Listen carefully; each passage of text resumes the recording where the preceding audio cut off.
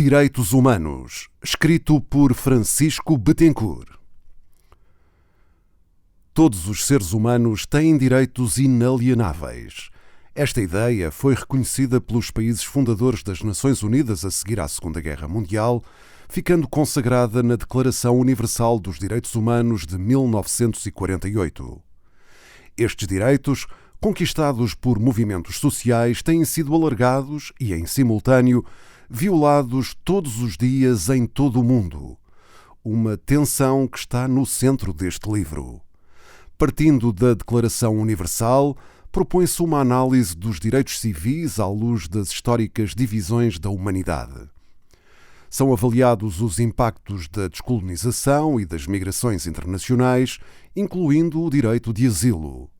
Seguem-se os direitos económicos e sociais, categoria abrangente em que se integram os direitos à privacidade e à integridade individual na era das redes sociais. Por fim, este ensaio debruça-se sobre os direitos ambientais tão essenciais para a vida humana como para a sobrevivência do planeta. Este audiobook foi produzido a partir do livro publicado em maio de 2023. Na seleção de temas a tratar, a coleção Ensaios da Fundação obedece aos princípios estatutários da Fundação Francisco Manuel dos Santos: conhecer Portugal, pensar o país e contribuir para a identificação e resolução dos problemas nacionais, assim como promover o debate público. O principal desígnio desta coleção resume-se em duas palavras: pensar livremente. A Fundação nasceu em 2009, fundada por Alexandre Soares dos Santos e família, para estudar os grandes problemas nacionais e levá-los ao conhecimento da sociedade. A criação da Fundação Francisco Manuel dos Santos visa dar resposta a uma lacuna óbvia na sociedade portuguesa. Apesar da frequência com que no espaço público se discutem as mais variadas matérias, o debate em Portugal parece estar sempre mais apoiado em opiniões subjetivas e percepções individuais do que em dados sólidos e investigações cuidadosas. Assim, a Fundação publica livros e elabora estudos sobre temas relevantes para a sociedade, como a educação, a economia, a justiça ou políticas públicas. Organiza encontros e debates onde reúne e dá voz a especialistas nacionais e internacionais. Cria, compila e difunde dados sobre Portugal e a Europa através de várias plataformas. O objetivo último é contribuir para uma sociedade mais informada, reforçando os direitos cívicos dos cidadãos, a qualidade das instituições e o acerto das políticas públicas. Conheça todos os projetos da Fundação em ffms.pt. Introdução. A Declaração Universal dos Direitos Humanos, aprovada em 1948 pelas Nações Unidas, transformou-se na pedra angular do novo edifício normativo internacional criado no seguimento da Segunda Guerra Mundial. A Declaração define-se como um padrão comum de realização para todos os povos e nações. Os seres humanos nascem livres e iguais em dignidade e direitos.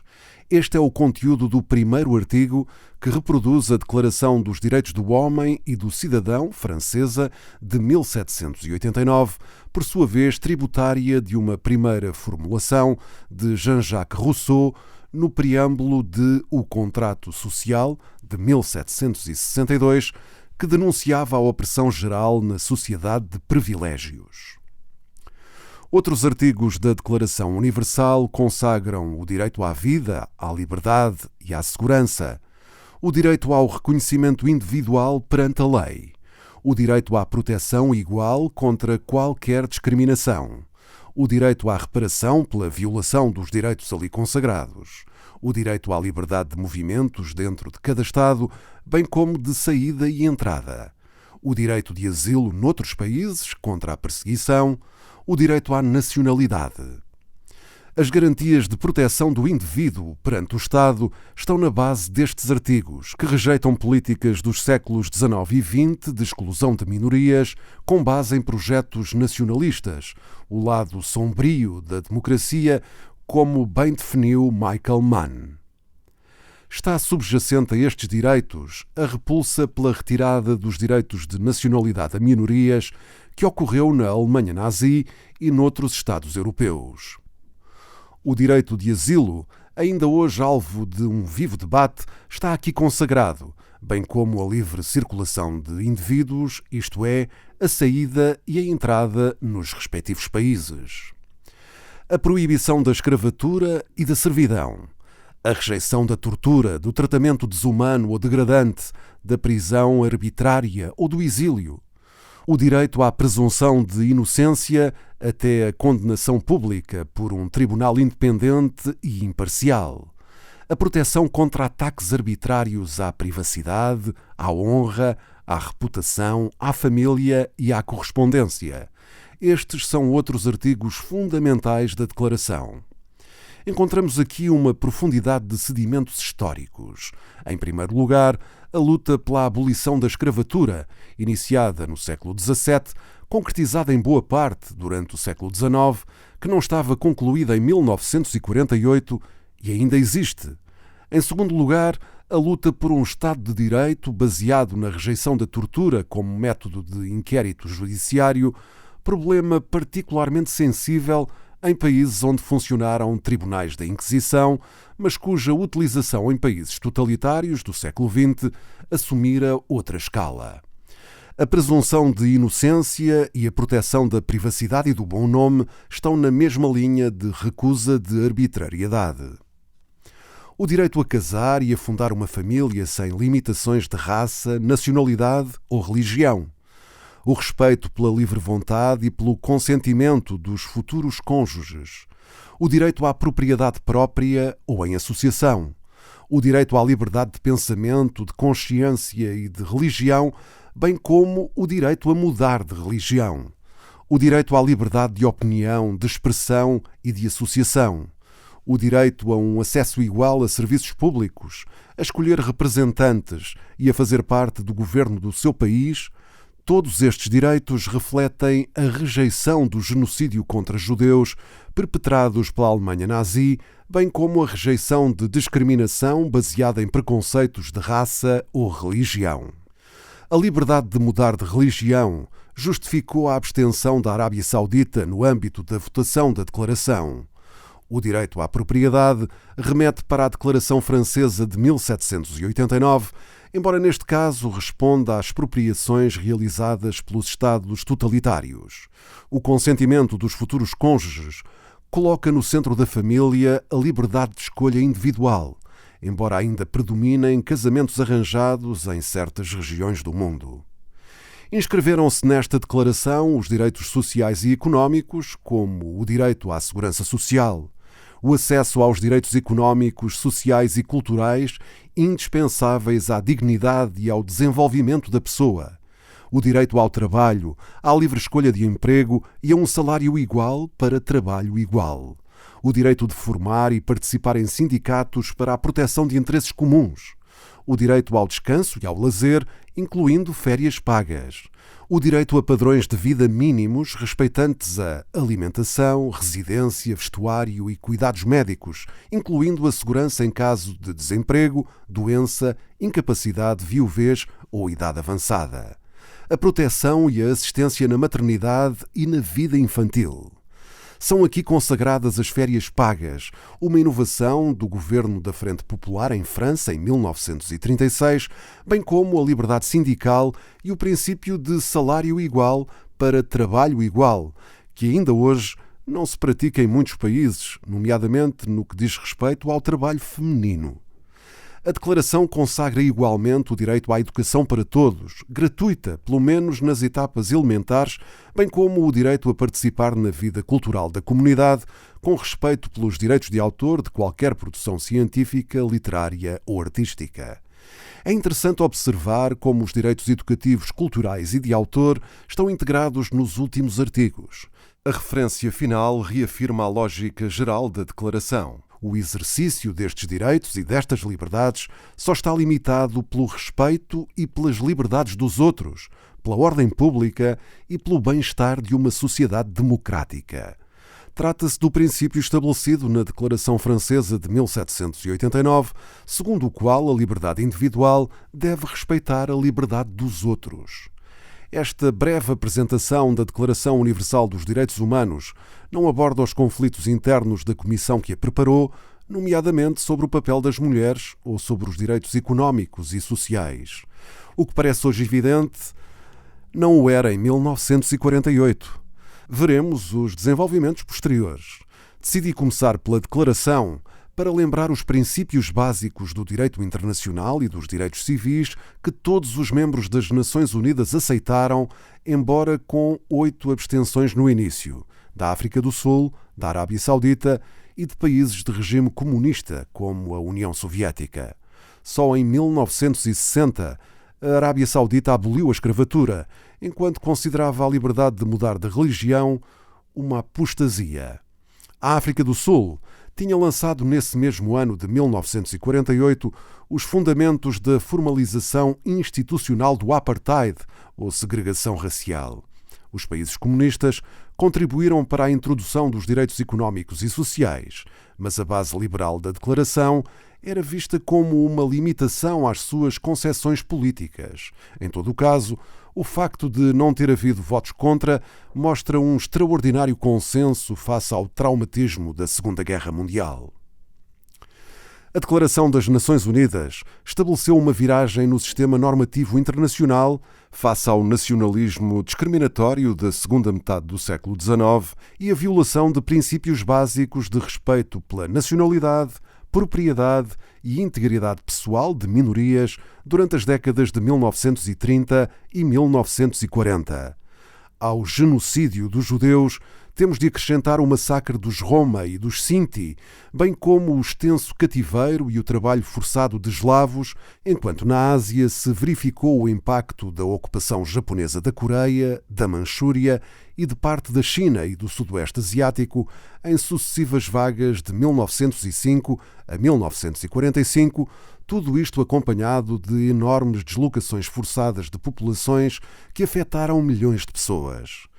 A rejeição da violência colonial está implícita em diversos artigos, no momento em que se iniciara a descolonização, visível na presença de novos países independentes como a Índia e o Paquistão. A Declaração Universal dos Direitos Humanos funciona como o eixo da face de Janus, que norteia este ensaio, atento aos antecedentes históricos e aos desenvolvimentos dos últimos 50 anos. Falaremos do debate atual em torno dos direitos humanos para passarmos a uma revisão histórica das noções e das práticas respeitantes à dignidade do ser humano, à cidadania e à soberania, confrontadas pela persistência de escravatura, de exclusão de minorias e de atitudes dualistas face à migração internacional. Incluiremos os direitos económicos e sociais e os direitos ambientais, que conheceram uma nova dimensão nas últimas décadas. Refletiremos sobre a extensão dos direitos humanos no sistema normativo internacional, violado muitas vezes pelas práticas das nações que ainda hoje recorrem à guerra para projetos de expansão ou recolonização. A posição de Portugal neste vasto contexto. Debate. O debate sobre os direitos humanos e a sua história pode ser abordado em torno de 4 perguntas. Existia uma base anterior universal de respeito pelos direitos humanos? Que contexto histórico permitiu a emergência do conceito de direitos humanos? Como têm sido estes direitos contestados ou utilizados pelos diversos poderes mundiais? Como têm sido os direitos humanos apropriados, defendidos e alargados? Paul Gordon Loran põe a tónica no sentido universal de dignidade da vida humana, de dever de assistência e de comportamento responsável para com seres humanos, partilhado por todas as regiões universais, isto é, pelo hinduísmo, judaísmo, budismo, cristianismo e islão, incluindo sistemas morais e normativos como o confucionismo. Estas religiões e estes sistemas normativos, definidores das civilizações axiais criadas entre 600 a.C. e 700 d.C., em diferentes partes do mundo, foram valorizados nos debates sobre o racismo lançados pela Organização das Nações Unidas para a Educação, a Ciência e a Cultura, a Unesco, mas também responsável pelo extermínio de milhões de seres humanos durante a Segunda Guerra Mundial. A abordagem de Gordon Loran baseia-se na análise de uma série de lutas sociais por direitos, nomeadamente a abolição de tráficos de escravos e da escravatura, a proteção de prisioneiros de guerra ou o movimento das sufragistas pelo direito de voto. Embora Loran reconheça a tensão entre princípios e realidades, definida pela opressão e pela ausência de direitos, a visão evolucionista implícita não identifica suficientemente regressões e percursos alternativos. A retórica humanitária que escondia projetos colonialistas, como foi a proteção do bem-estar dos indígenas, alegada pela Conferência de Berlim em 1884-1885, usada para a partilha de África entre os poderes europeus, devia ser mais bem criticada. Gordon Loran postula uma relação implícita entre visão humanitária e direitos humanos que é discutível, mas útil como matéria de reflexão. Na minha perspectiva, o humanitarismo, materializado na criação da Cruz Vermelha e do Crescente Vermelho na década de 1860, não pode ser confundido com a definição de direitos, mas está ligado à Convenção de Genebra contra os Crimes de Guerra de 1864, revista e alargada em 1907, 1929 e 1949, que estipula regras para o tratamento de prisioneiros e, finalmente, estabelece normas de tratamento da população civil em tempo de guerra. Existe uma relação entre humanitarismo e direitos humanos, contribuindo o primeiro para a criação de um contexto favorável à emergência do segundo, embora deva reconhecer-se a especificidade do caráter normativo dos direitos. Contudo, o humanitarismo vai para além deste quadro dos direitos civis e militares em situação de guerra, pois levanta o problema do dever de solidariedade internacional. O respeito pela soberania dos Estados, que está consagrado na Carta das Nações Unidas, pode suscitar dúvidas quando um governo viola sistematicamente os direitos humanos dos residentes nos seus próprios territórios. Será legítimo fechar os olhos a essa violação ou existe um dever internacional de solidariedade que se sobrepõe ao dever de respeito pela soberania do Estado? Já em 1851, Giuseppe Mazzini considerava que a distância da violação não absolve os Estados indiferentes. Este debate ocorreu desde o início do século XIX, com as guerras de libertação nacional nos Balcãs, assumindo uma nova intensidade com o genocídio dos Tutsis por Hutus no Ruanda em 1994 e o massacre de muçulmanos bósnios por sérvios em Srebrenica em 1995. O declínio do intervencionismo humanitário ocorreu como resposta às invasões do Afeganistão e do Iraque, seguidas da intervenção na Líbia, liderada pelos Estados Unidos, que deixaram numerosos mortos e sequelas de guerras civis. Muitos autores apontam o abuso político da retórica humanitária em muitas intervenções, citando a Partilha Europeia de África em 1884-1885 ou a invasão da Checoslováquia pela Alemanha nazi em 1939, sob pretexto de proteção da minoria alemã. Fabian Close argumenta que a consideração humanitária é um motivo entre outros, económicos, geoestratégicos ou de segurança. Lynn Hunt envereda por um percurso distinto, concentrando-se no século XVIII europeu como um ponto de viragem no processo de invenção dos direitos humanos. A novidade reside na análise da literatura do período, que transformou criadas, mulheres, marinheiros ou empregados, ou seja, tipos sociais tradicionalmente considerados inferiores, em personagens de romance com os seus sentimentos e direitos. A descrição emocional de abuso sexual e de sofrimento imposto a dependentes estimulou a empatia dos leitores, abrindo caminho para uma nova visão dos direitos dos humilhados e oprimidos, incluindo mulheres. Richardson e Rousseau, entre outros autores, transpuseram os valores cristãos sobre a dignidade humana para um contexto secularizado, onde prevalece a consciência do tratamento injusto.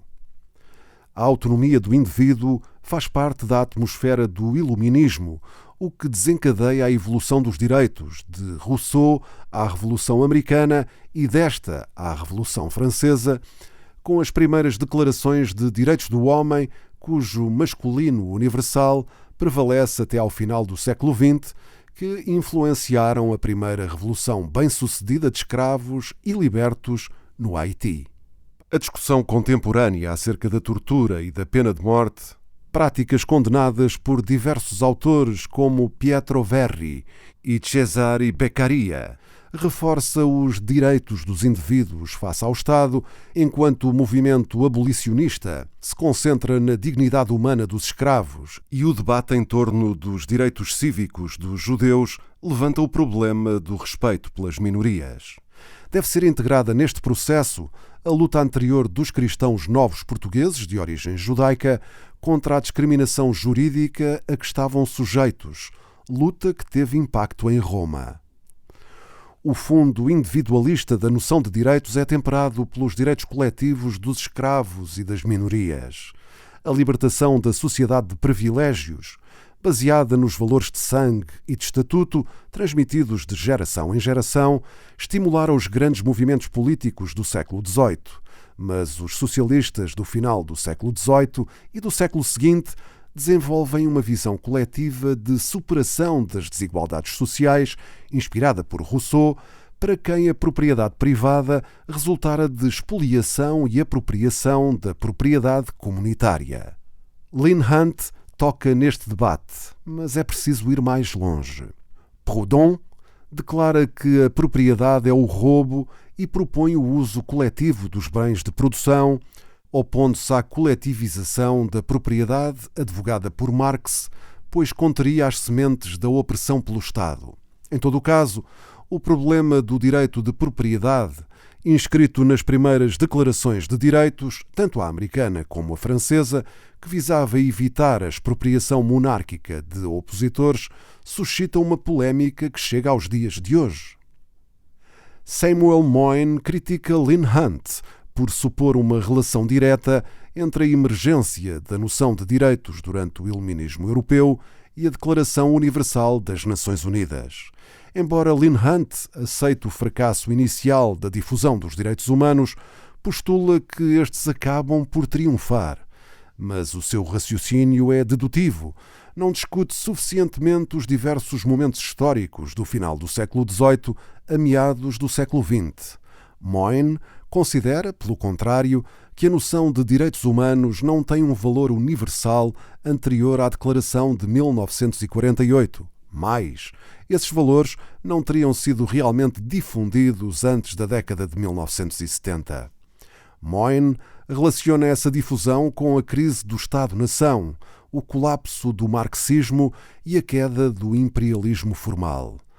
A desagregação da União Soviética e do Pacto de Varsóvia viria somar-se a esta viragem, com o fracasso das ideologias baseadas nas utopias socialistas e com os direitos humanos a emergir como a última utopia possível.